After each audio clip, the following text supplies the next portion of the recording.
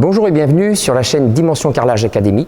Aujourd'hui, nous vous présentons la préparation du support et la mise en place de poutres drainantes polyposes, sur lesquelles seront ensuite posées des dalles antidérapantes, forte épaisseur, grand format de la marque Italgraniti. Notre partenaire Sochenco a réalisé la préparation du support. Et ensuite, c'est donc Philippe, notre spécialiste, qui posera l'ensemble de ces poutres. On va se préparer pour implanter une pose de poutre polypose qui va nous permettre de poser du grès cérame en 2 cm. C'est une alternative à la pose sur plot.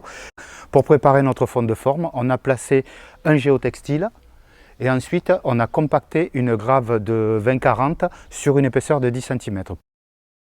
Là en fait j'ai placé le laser pour reprendre l'axe du luminaire et le retrouver sur le seuil de mon portail de garage.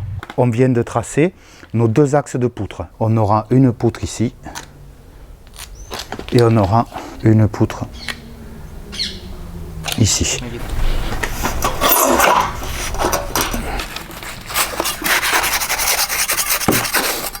Je vais commencer à le compacter un petit peu. Impeccable.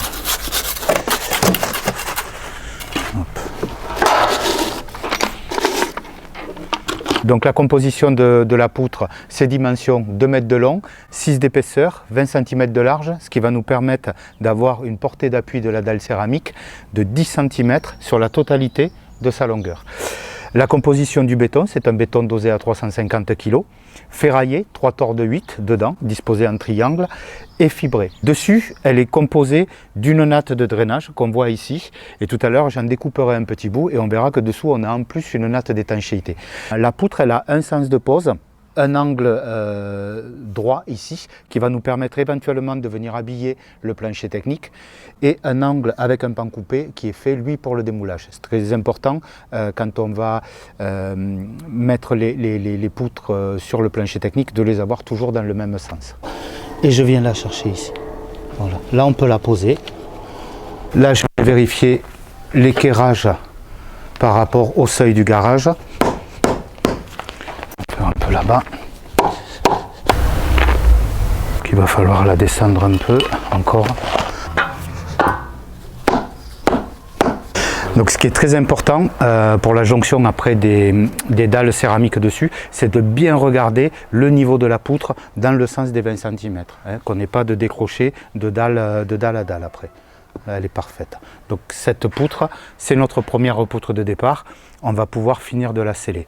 Pour ça, on va remonter les boudins de béton. On va simplement les ferrer. Et au milieu, en sécurité. Pour la découpe de la poutre, on va plutôt prendre un disque multi-usage, puisqu'en fait dedans on a 3 tors de 8. Donc on prend un disque béton multi-usage qui va nous permettre de découper les 2 matières.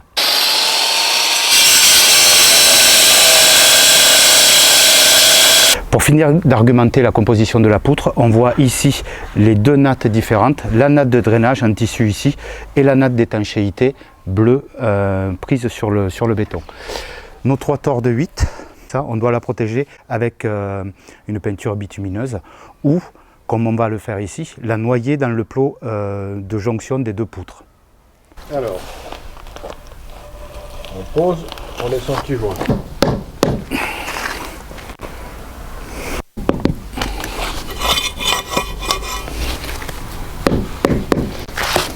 On va regarder l'alignement des 2 poutres.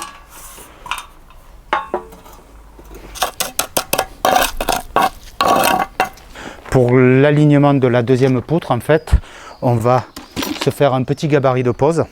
On a des dalles céramiques qui font 80-80, donc ce qui nous fait une dimension de 60 cm entre 2 poutres, qui vont nous permettre à la fois de positionner la partie coffrage et la poutre en elle-même. Nos 2 petits gabarits de pose, hop, ici, voilà.